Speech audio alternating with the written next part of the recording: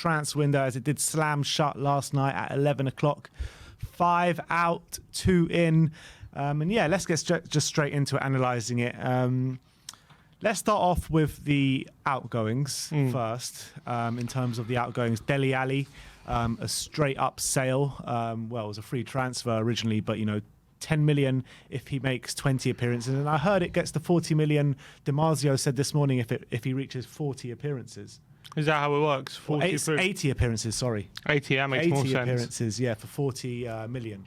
Well, the funny thing is, they only have 18 games left this season. Yeah. So he can't even get them. We're not going to see any money for him this season. Not this season. He does have a 2.5-year contract. Yeah, so will he play 80 games in 2.5 years? Well, Ndombele reached 91 for Tottenham in 2.5 years. So should Dele play more than Ndombele has for Tottenham? We like to think so. We like to think so. The thing is with Dele, he's a fit guy. He's not that. He's rarely injured.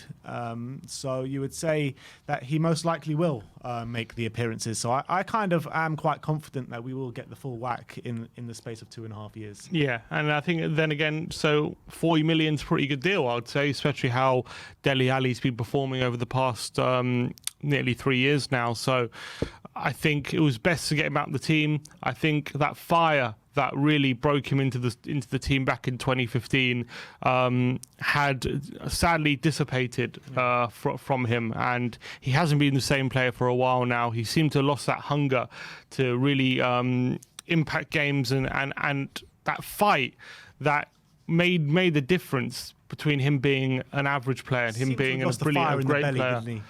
That's the thing, and that shithousery elements to his game were completely gone. And then without those, he's actually like a fairly his attributes aren't that exceptional. And without those, that little bit of playing on the edge that he used to have, all of a sudden he became just a mediocre player. And that's a lot of big difference between Dele back then and now. And maybe he can get it back, but unfortunately at the moment, it's not going to be at Tottenham. I don't think it was never going to happen at Tottenham. I actually think going to Everton under Frank Lampard is going to be a good move for him. I think Frank Lampard, he knows the attributes he needs to bring out of his game to improve. He was likened a lot to Frank Lampard as a youngster coming through at Tottenham with the attributes that he did bring. So I think it could be a good move for him. It could be Lampard just to give him put an arm around the shoulder and all that stuff and get him back to his best. I think he will, maybe not back to his top best, but I still think he'll get back to a very competent player and potential back in the running for the England role and stuff like that. I hope so. Very, very high chance of it. And it's going to be interesting because Everton come to the Tottenham Stadium next month and I'm looking forward to giving him a good reception. And I was watching all the compilations on Dele Alli last night, and I did get a bit emotional watching them. He was a fan favourite here for a long time. He holds a special place in most of our hearts because of that period, that time frame under Pochettino. And it's sad to see him go, no matter how it's turned out in the last 3 years and how his form's been. No matter how it's all panned out, it is sad to see him go. Yeah, there was always that hope that one day he would return to that form in the Tottenham shirt, but it never seemed to happen, did it? You just see it in his performances that he doesn't have that anger about him anymore. There's nothing like in the past 3 years. There's literally been like that little bit of magic has been missing from his game, and that spark has been completely gone. And it's withered away. The only anger we've ever seen is when he's been substituted. Exactly. And unfortunately, that's the reality of where Dele is at the moment. I'm hoping he can reinvigorate himself at Everton. I think a big part of it is as well, maybe, when he was a youngster breaking into the team, he had so much to prove. He probably came to Tottenham on 5-10 grand a week, probably like not a lot of money.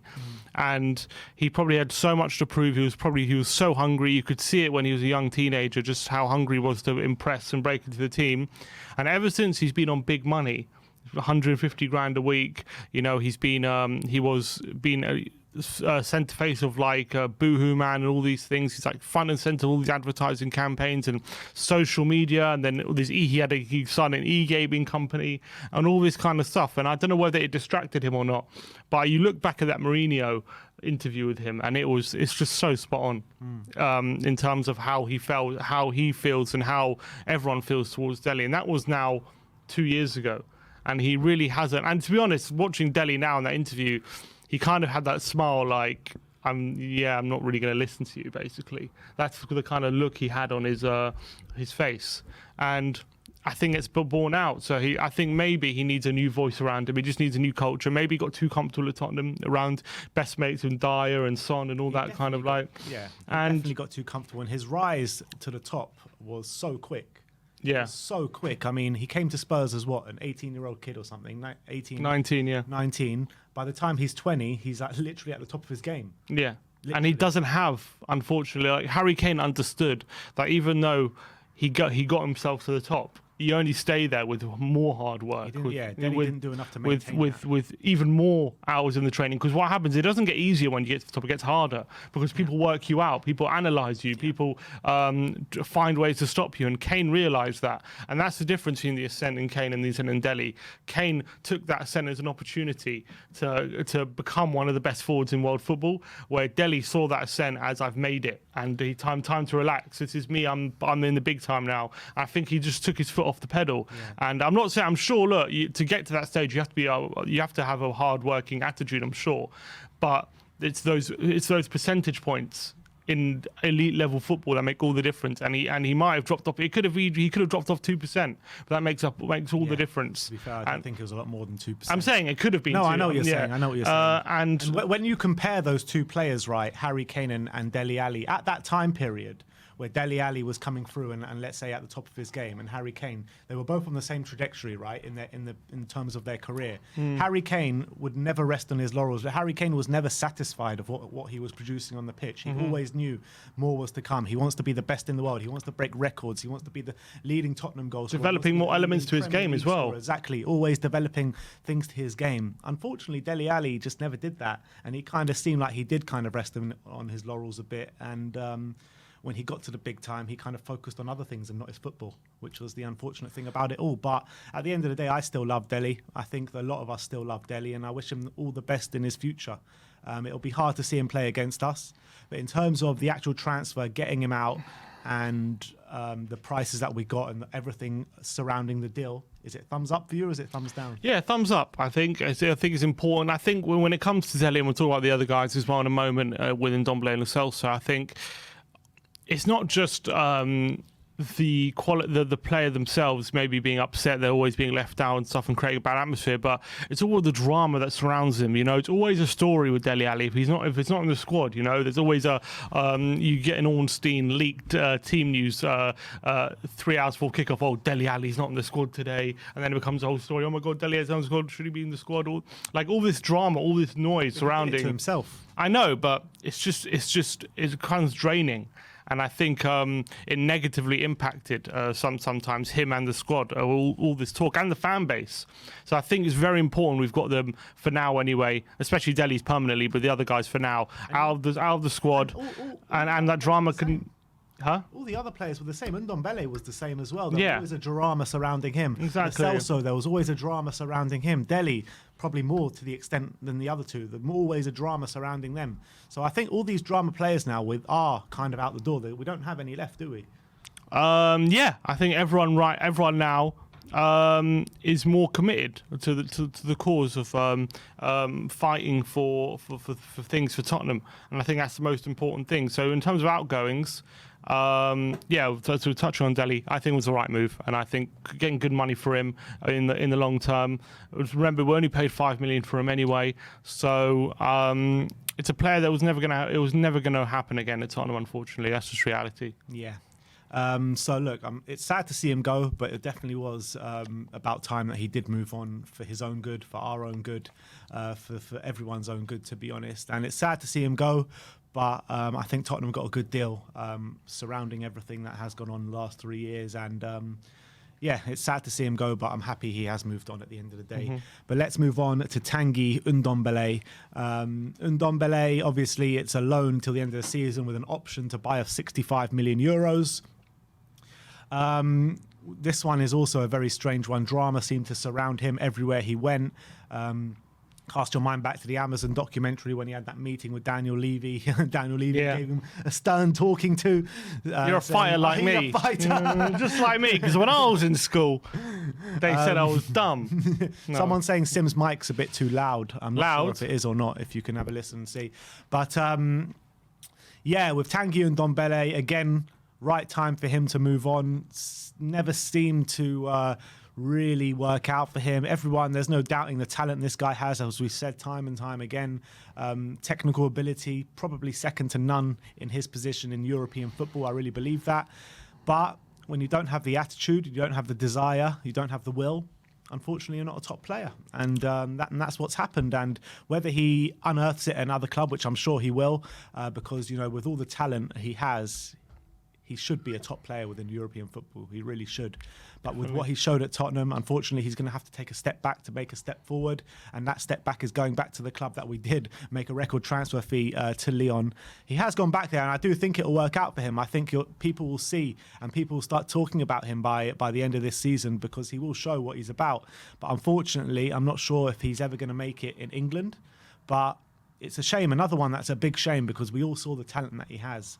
But when push came to shove, he had a problem, or that every manager seemed to have a problem with him, apart from Jose Mourinho, which he actually started having a problem with, and then he got to grips with Mourinho. And then once he had that kind of long stint in the team, Mourinho ultimately got sacked, and then we never saw him again really in a consistent basis, which was sad. But I think the deal we got is a really good deal again.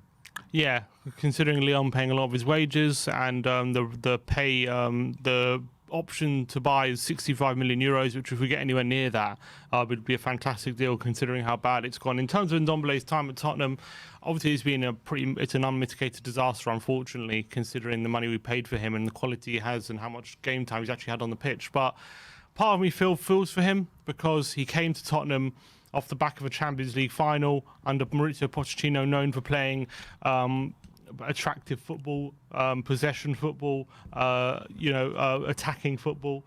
And then he comes here. Pochettino even says himself it could take Ndombele 2 years to acclimatise to the Premier League. But unfortunately, he comes to a side that's in decline. Pochettino gets sacked within a couple months of him arriving. And apparently he was a big reason why he came here. Yeah. And Pochettino was the one who really wanted him. I think we did see him as naturally, although as much as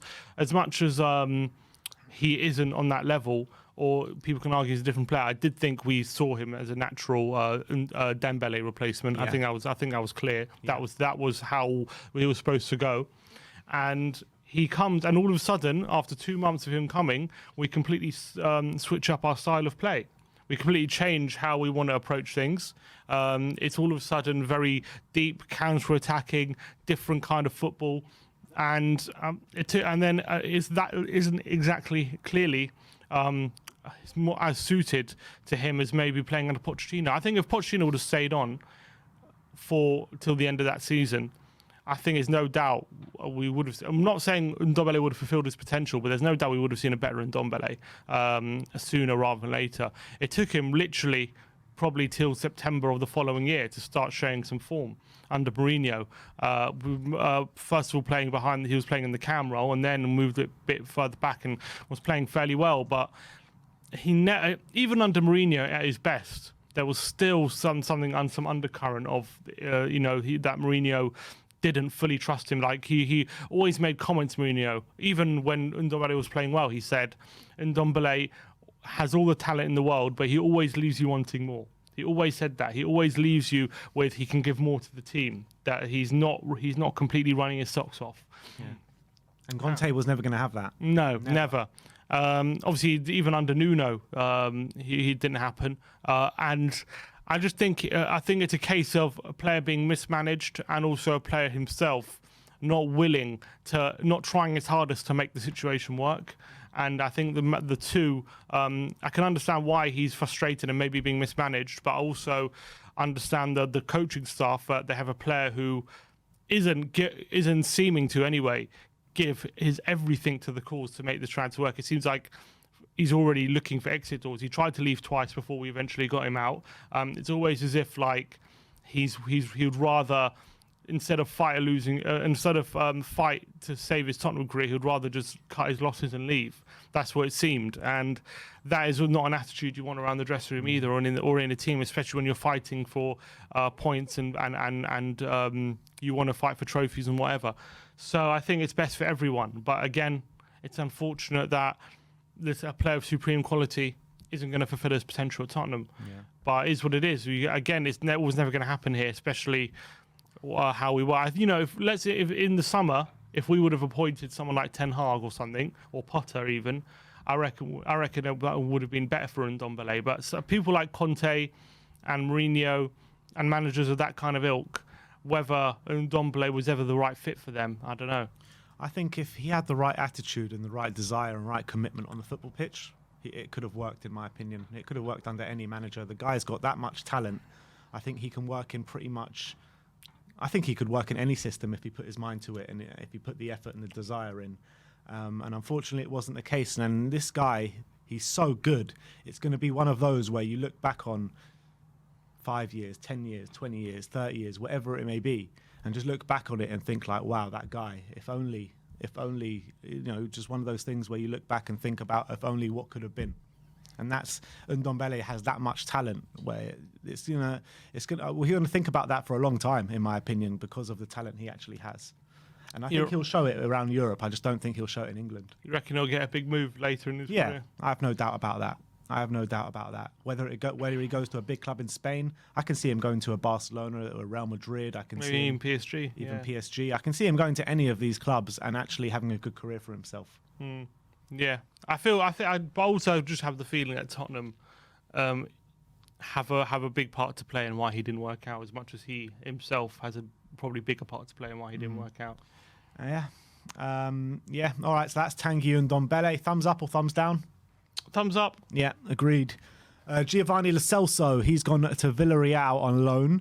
I mean, the original reports when the deal was first coming out were saying there's an option to buy, but I haven't seen any talks of an option or any price being banded about or anything. Yeah, it seems very quiet. I'm pretty sure Romano did say there's an option in the deal.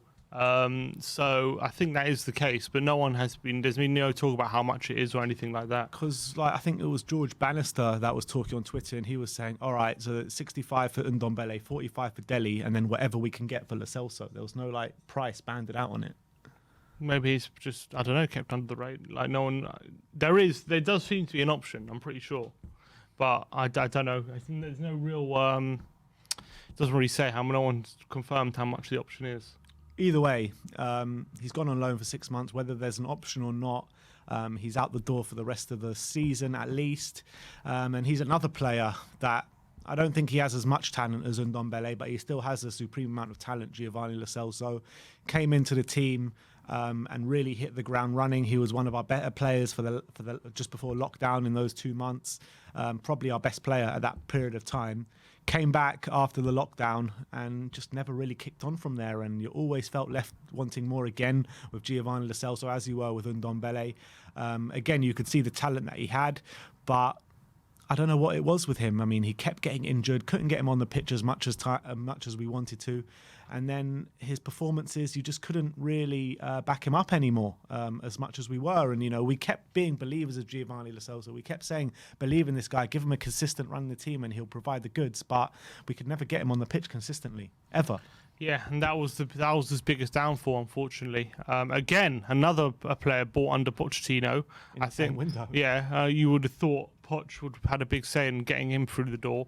Again, he was probably a player who we thought could potentially be a successor to Eriksen. When he left, he didn't quite live up to that. Unfortunately, spent decent money on him as well. I remember when because we had an option to buy him, it wasn't an obligation. And I remember in that January there was like, are we going to activate it? But I think a lot of the Tottenham fans were definitely wanting to activate that clause in his contract around that time. Yeah, and I remember we sold Eriksen to Inter, and we confirmed Lo Celso like a few days later or a day later, and everyone was pretty happy with that at the time. But unfortunately, yeah, it was a weird one. He was playing really well in his first season, I thought, for especially in the second half of the season. I thought he played so well, but ever since then, he's just been dogged by injury, and unfortunately, especially this season, his performances have been lacking big time.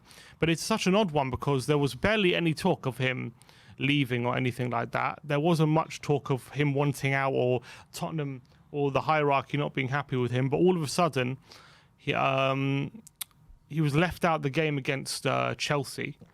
And then all of a sudden, everything started to come out. Or Conte... He tweeted straight away, didn't we? Or Instagrammed or whatever it was. Yeah, he said, I'm fully fit. And then all of a sudden, when that happened, it's like, okay, maybe something is happening. Because he was actually being used by Conte up until that Chelsea game after he came back from injury, another injury. And when that happened, all of a sudden it came out Conte is starting to get tired with Lo Celso. Lo Celso isn't liked among the dressing room, and all of a sudden it became apparent that he is also going to leave in this January. And it's again another player who I feel like I don't think he can do. I don't know what as in he unless he's like being too precious with his injuries. I'm not sure he's as much to blame as someone like Ndombele is for this not working out. Again, I think he's even been more mismanaged than Ndombele when it comes to his position. He's been shoved to the wing more often than I would like. His best performances have always been central. I think when he's played centrally, he's been a lot better than he has been when he's played on the wing. But definitely of late, I think there has been a bit of an attitude change this season with Lo Celso, especially in the last few weeks when he has got on the pitch. Something's changed with him, because especially in some of his performances in the Conference League, they were absolutely pathetic. And I don't know whether him being unsettled at him or him not having it not worked out for a couple of years, it was starting to play on his mind, and it just got I don't think it was a case of him not trying or anything, but I think it was a case of him just again needing a move because he was too unsettled at Tottenham. And then all of a sudden Conte wanted him out, even though a few weeks ago he was saying how much he likes Lo Celso and he thinks he's a good player and we need him. All of a sudden a few weeks later it's all changed. So it's one where I guess it's probably the best thing for everyone if Conte doesn't want him, that for him to leave. But we're just left so short, aren't we? And difference is compared to Ndombele and Lo Celso. There wasn't much talk of Lo Celso looking to leave or anything like that before it all came out. Whereas Ndombele, we've known for a while he was wanted out. So whether we could have stuck with Lo Celso for 6 months just to have another option in the squad remains to be, I don't know, but it's probably best. The fact of the matter is that he prefer Harvey White to be a fifth option than either Lo Celso, Ndombele or Dele says a lot to me. And I don't think that's a case of, well, it is a case of poor planning because we didn't bring anyone in, but I don't think it's a case of, oh, we sold them and then we're only keeping Harvey White because of bad planning. I think it's literally he preferred Harvey White. He wanted all these poisonous atmospheres out of the door, and keep Harvey White as a fifth choice. And I think that says a lot to me in terms of what Conte was thinking of the squad. Yeah, and I guess he'll have to be judged on that if he really wanted him out of the door that badly. I just think again it's a shame for another player to be out the door without fulfilling his potential. And I think you could have found more of an excuse to keep Lo Celso than the other two, just for 6 months as another option. But if that's what Conte wanted, if Conte would rather Harvey White, then who am I to say that we should have kept him? So I just feel like Harvey White was about to go on loan to League One. Yeah. So I don't know. We'll see if that's. We'll see how that plays out. If we do get a few injuries and we do have to play Harvey White, we'll have to wait and see how that pans out, because I still think Lo Celso would have been a better option. Yeah, I mean, in terms of a player to play, you can't compare. There's no comparison there, obviously. But Lo Celso obviously on loan with a potential option. It's got to be a thumbs up, doesn't it? Because if Conte wants him out, he wants him out. I know, but then you can say that about anyone. I don't know. I feel like I'm not 100% convinced this is a good move just yet. But if he wasn't showing the right attitude, then what's the point of having him around anyway? But something seemed to switch very late on. Like, it didn't seem he was going on, and then all of a sudden, like he's leaving, like out of nowhere. I thought it was very strange. I think we should have kept him for the 6 months. That's just because we're looking at our squad. That's my opinion. Yeah, I mean, if I think Conte only gets rid of him if he's a bad atmosphere in the dressing room. We heard that, he's not very liked within the squad and all that kind of stuff coming out on that day as well. So, I mean, if that's true and that's the case, he's a bad atmosphere around the squad and he's not providing well, and every time he did play, he didn't produce for the team, then what's the point of keeping him around? I don't know. I think as I'd rather have Lo Celso as an option for the next 6 months than to be potentially left short and then sell him in the summer.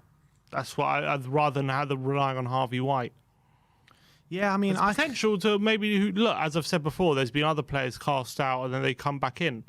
And maybe there could have been potential for, like, rather than someone like Dele and Ndombele, we know that they wanted out. It's a bit different. Lo Celso, it was just very quick. Like, all of a sudden, he's shipped out, like, out of nowhere. I mean, obviously, it's out of nowhere for us. It might not be out of nowhere for everyone else. But, I don't know. I feel like maybe, fair enough. That's what Conte decided. He didn't trust him.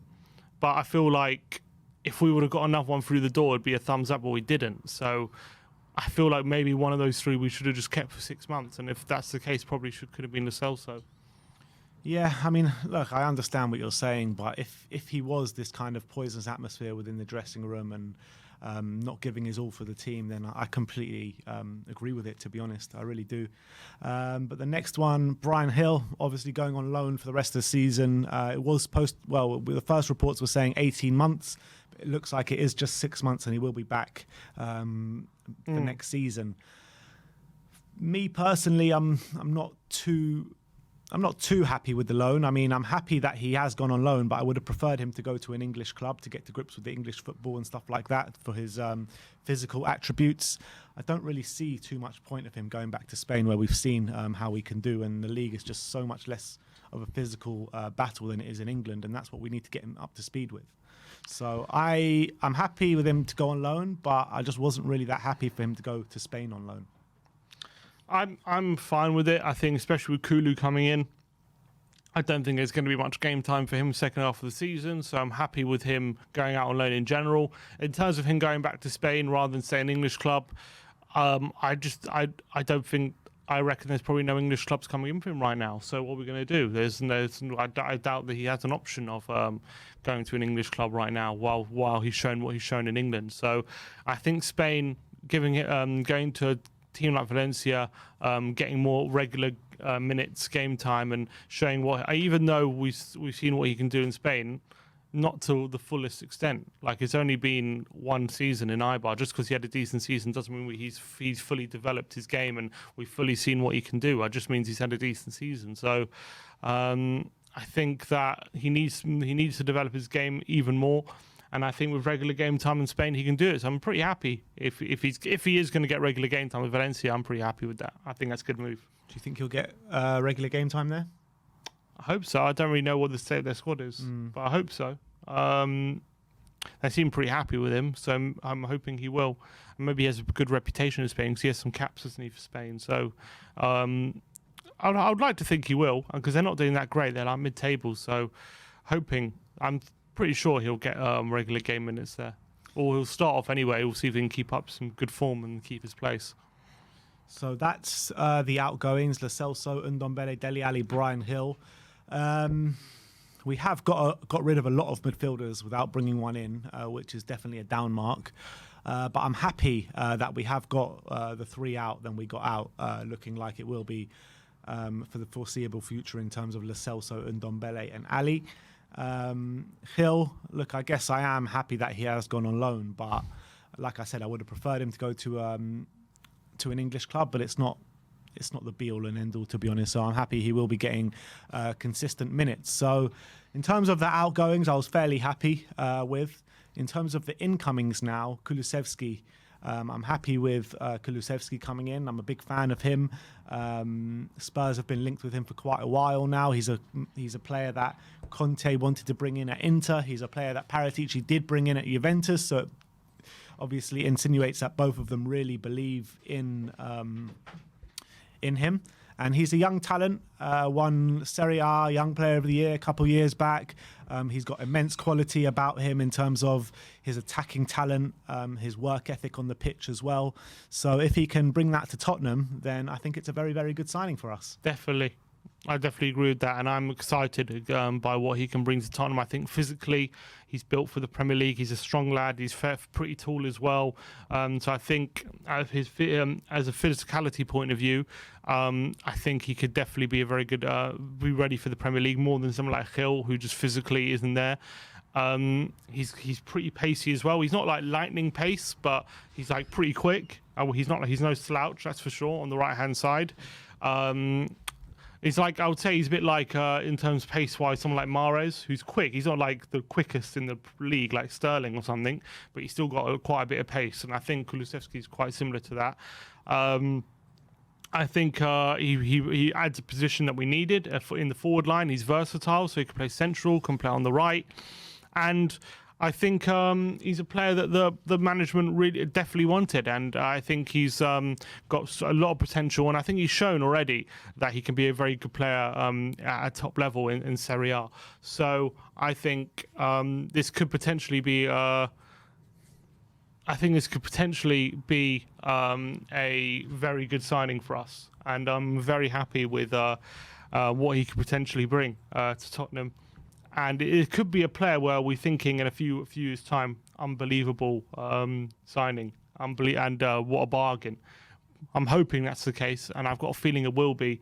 And I'm just can't wait to see him in a Tottenham shirt. And I really believe him on the right hand side in a 3-4-3 with Son on the other side and Kane up front. With that bit, he adds a little bit of guile that maybe we're missing in the central areas to pick pockets in tight spaces, to like little through balls and stuff like that. He's got that bit of finesse about him as well, doesn't he? And one thing I've noticed as well, he's brilliant at those finesse shots into the far corner. Mate, I've watched those shots on repeat, the goals for Juventus that he scored like that. They look so sexy, man. Yeah, the first touch shot bending into the far corner. He's very good at that. So I think it's a good signing. And it's good for Mora to finally have some competition. Yeah, exactly. And also gives us more options off the bench. If he starts, Mora's off the bench, or if Mora starts, he's off the bench. It's very good as well. He can also play in a 2 up top. So very good. And also the structure of the deal is pretty good in Tottenham's favour. 10 million euros for an 18th-month loan. So, and then if we really want him, it's an obligation if we get top 4 or if we plays over 50% of the games. But if he doesn't, then we can either take up the option or not for an extra 30 million. So I think the structure of the deal is pretty sound from a financial point of view. So very little downside. The only thing is you could say is unproven, has been off form, or hasn't really been impressive for Juventus over the past year or so. So that's all. That's the downside. But I think from what I've seen of him when I've watched him play, I've usually been impressed with him, and I quite like what I see. And he's got such a high ceiling as well. This guy could be a top European player in the future. He's only 21, so I'm very excited by what he can bring. So that's obviously a big thumbs up from us from Kulusevski. Rodrigo Bentancur is an interesting one. Obviously, I think it was, 20 million signing, 25 million signing? Yeah, it's £20 million, yeah. If we're including add-ons, it'll be 20 million. Okay, £20 million including add-ons. Central midfielder, hard-working central midfielder, very similar to the mould of the midfielders that we already have. But I do think that he probably is a step up from what we do have. I haven't seen him too much, so I can't comment too much on him. But from what I've read, he does seem like very similar to what we have. He was obviously very central to Juventus over the past 3 years. He won trophies there at Juventus and was central to those teams. And what really is a bit kind of worrying is that how quickly the Juventus fans wanted to see the back of him, though. That was a bit annoying. Yeah, but I also feel like Juventus, obviously, their expectations is challenging for titles every single season, challenging for Champions Leagues every single season, very, very high expectations. And Bentancur had been there since 2017, so that's 5 years now. And obviously, of late, Juventus themselves have stagnated as much as maybe he has. And what Giuseppe from Just Juve was saying is, he said that what Bentancur at this time, he's been here for 5 years now. They wanted him to be a leader in the centre of the park. They wanted him to take some responsibility and not just be relying on more important central midfielders next to him. They wanted him to be the next Pirlo or someone with a bit more authority on the pitch, and he never really became that for them, unfortunately. Maybe with a new voice, a new manager, that can happen at Tottenham. But in terms of quality-wise, I think we're definitely getting a midfielder who's probably ability-wise a bit above some of the midfielders we have at the moment. Probably it's difficult to say whether he's above Skip, because I think Skip's 3 years younger, and I think Skip's performing at a very good level at the moment.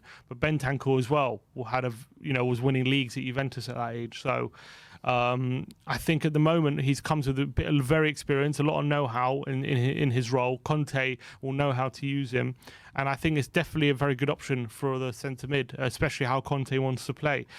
Disappointing from the aspect of, I thought we needed a bit more ingenuity, a bit more quality in on the ball in central midfield as an option, which we didn't get. But clearly Conte was looking at it in a different way, and he very much relies on players who can play his system, and the system itself will create chances for the team, and that's what Conte believes. And Bentancur could definitely fill that role in the centre mid, and he's definitely going to be someone we can rely on. And so I'm happy with that. I wouldn't say I'm excited by him, but yeah, I'm happy with him being part of the squad and being another midfield option. In 3-4-3, who are your starting centre mids now? In a 3-4-3, I reckon it for now it could be Højbjerg and Bentancur. I was thinking that, and do you reckon this is gonna stifle Winks a little bit, bring in Bentancur? Well, look, it's a squad game. Not Winks, sorry, Skip. Did I say Skip? You said Winks, yeah. I meant Skip. That's the worry. That is the worry, especially because Conte has relied on Højbjerg more than Skip so far, even though if you ask most of the fan base, a lot of them would say Skip's better, but I think definitely Højbjerg is the one who Conte prefers and relies on, and thinks is the one in centre mid that we need to rely on. And I think it depends how good he is, I guess. If he's that good and he's keeping Bentancur, he's keeping Skip out of the team week in, week out, then it does have that potential. Obviously, if you play three in the middle, then there's room for both of them. But if not, then Skip's got to have to up his game. But look, it's a good challenge for him, I think, to make sure he keeps developing and make sure he's pushing these guys every step of the way. The only problem is Bentancur and Højbjerg are not exactly old. They're 24 and 25, aren't they? Or 25 and 26. So they're not that old. So he might, if they really are better than him, he might not muscle his way into that first 11 for a couple of years, depending on what happens. But I think Conte does like Skip, so I think I'm sure he'll get adequate game time. All right, so let's just round up the incomings and the outgoings. In terms of outgoings, I'm very happy with the business we did, and the outgoings got poisonous atmospheres out the dressing room, big wages out as well. And as well, if we can get 100 million for Dele and Ndombele, that is daylight robbery with what they've shown in the past couple of years. It really is absolute daylight robbery if we can get that kind of price for those two players. So I'm very happy with the outgoings. In terms of the incomings, I think we haven't done enough, to be honest. I think we're short in midfield. We're short up front with Harry Kane being our only recognised striker. We're lack of quality at right wing back, which was a big one for me, and left centre back as well. We're short with Ben Davies being the only one that can play there naturally. So I think we've left ourselves short. I would have been a lot happier if we would have just brought in a right wing back and nothing more else. I would have been a lot happier. But I can't rate this window higher than a 6 or 5.5 kind of thing for me. Yeah, I think when I rate the windows, there's two ways of looking at it. Obviously, I'm rating the business that we've done and the specific deals, and then I'm rating where the squad is, I think, after the window compared to before the window. And in terms of business being done, I think I rate the business as probably, I would say, a 7 out of 10, because I think Dele out the door for potentially 4 million is pretty good. The Celso and Ndombele getting an outdoor is good, but they're only on options to buy, so nothing's guaranteed in that sense. But it's good to get them out the door for now. And Gil on loan to Spain is good, fairly good for him, but it's not a move to England. So if Gil got a move to England and Lo Celso and Ndombele both moved permanently, then I'm taking that to a maybe 8 or 9 out of 10. But because they're only options to buy and Gil went to Spain, it's probably about a 7 for me. That's how I, and obviously we Kulusevski and Bentancur. That's probably like a 7, isn't it? I wouldn't say it's any more than that. In terms of the state of the squad, it's about a 5, because for me, there are a few players where if they get injured, we're in big trouble. I think but for me, there's like there's about four or five players for me that if they get a long-term injury second half of the season, we're in big trouble. And those players for me is Harry Kane, obviously. Obviously, Harry Kane. If he gets a big injury, we're in big trouble. Ben Davis. Ben Davis, for me, if he gets a big injury, we're in big trouble. Obviously, if Dyer and Romero get a big injury, we'll be in trouble, but that's what happened first half season. I'm hoping they won't happen again. I think if Dyer, more than Davis, because he likes that central spot. I guess we could remove Romero centre and put Sanchez on the right. Might be okay. So I'd say if Dyer gets an injury, we're in big trouble, and if Emerson gets an injury, we're in big trouble. Everyone else, some will argue we're in trouble anyway with just having Emerson. True, but I think I'd be not much. Let's say if Doherty got like a season-ending injury, I'm much happier with relying on Emerson for every game than having to rely on Doherty for every game. All of a sudden, if we're relying on Doherty every game, then I'm like if we when we come up against City and Liverpool and these teams, I'm a lot happier with Emerson there than Doherty there in those kind of games. So if they get injuries, we're in very, very big trouble. I think everyone else, even if Son, at this point in time, if Son gets a big injury, at least we have Bergwijn, Kulusevski and Lucas there that can cover. If Reguilon gets a big injury, there's Sessegnon who can cover. If Højbjerg gets a big injury, we now have Skip and Winks who can cover. So I think those positions we're okay. But there are too many positions where we're one big injury away from being in big trouble. Left centre-back, striker and right wing-back is really where we're in trouble. And potentially centre-mid as well. Potentially, because we've only got 4.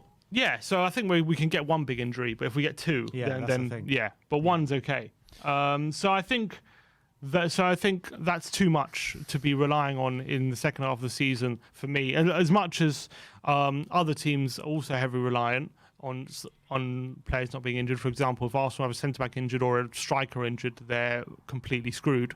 So I think we're not the only team in this position, but we shouldn't be thinking like that. We have to be thinking for ourselves. And as much as I'm happy with the business we did, I'm not happy with where the squad is at the moment.